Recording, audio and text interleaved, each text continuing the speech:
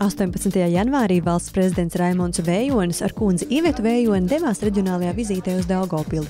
Tās laikā valsts prezidenta kundze iepazinās ar Daugavpils pirmskolas izglītības iestādēm un Daugavpils dizaina un mākslas vidusskolu Saules skolu, kas šogad atzīmēs savu pastāvēšanas 100 gadi. Pagājušā gadsimta 20. gados Saules skola tika izveidota kā tāda Latgales kaucmīna, kur meitenes mācījās gan šūt, gan apģērbus modelēt, gan mājturību. Šī bija tāda sieviešu arodskola, kura bija ļoti populāra, un tās dibinātāja biedrība Saule zināmā mērā ir arī tāda Latgales kultūras veicināšanas biedrība. Un tā jau 25 gadus šī skolā mācās topošie mākslinieki un dizaineri. Tātad mēs esam vidusskola, kura piedāvā 6 dizaina izglītības programmas, un skolas sastāvā ir arī bērnu mākslas skola, kura piedāvā programmu vizuāli plastiskā māksla.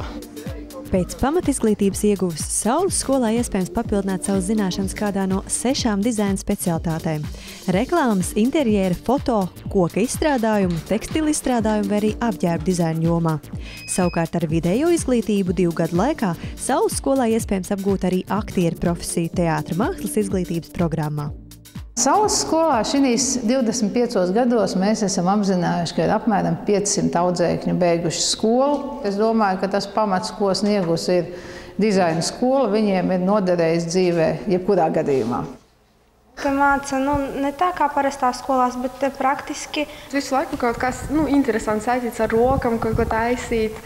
Mēs paši varam izdomāt un realizēt. Var piedalīties pašpārvaldē, kur mēs nodarbojamies arī skolas dzīvē. Mums tagad būs 100 gadu jubilejs. Mēs tagad idejas kaut kādas meklējam, kā varētu viņu apsveikt. Mēs esam ļoti pateicīgi, ka gan tajā laikā, kad skola tika atjaunota 90. gados, gan vēl līdz šai dienai Daugavpils pašvaldība uztur gan skolu materiāli, gan nodrošina tehniskā personāla apmaksu, gan arī mūsu morāli atbalsta visos projektos un iecerēs, ko Saules skola ir izdomājusi. Šeit ienākot, te valda tāds radošs gars.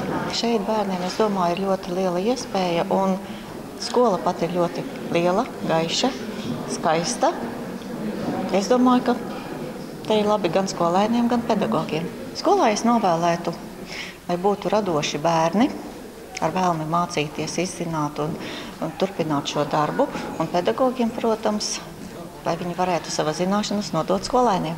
Skola ir izvirzījusi mērķi kļūt par profesionālās izglītības kompetences centru kultūra izglītībā. Tas nozīmē, ka mēs būsim ne tikai vidusskola, bet arī skola, kur ir iespējams apgūt mūža izglītības programmas, kur ir skola, kas ir reģiona mākslas izglītības metodiskais centrs. Līdz ar to arī šobrīd veidojot šī kompetences centra programmu, mēs esam ievērojuši šos uzstādījumus un esam arī jau tikuši tik tālu, ka esam iesnieguši pieteikumu kompetences centram. Ceram, ka šī gada pirmajā pusgadā mēs arī šo statusu saņemsim un esam arī izstrādājuši būvprojektu, kā mēs redzam šo kompetences centra ne tikai teorētisko, bet arī praktisko vīziju. Un praktiskā vīzija tāda, ka šis kvartāls Daugavpils vēsturiskajā centrā tieši pie Daugavas, starp muzeja un Saules ielām, kļūtu par šādu mākslas izglītības centru, kur vienā teritorijā atrastos gan vidusskola, gan bērnu mākslas skola, gan dienesta viesnīca, gan arī radošo industriju inkubators.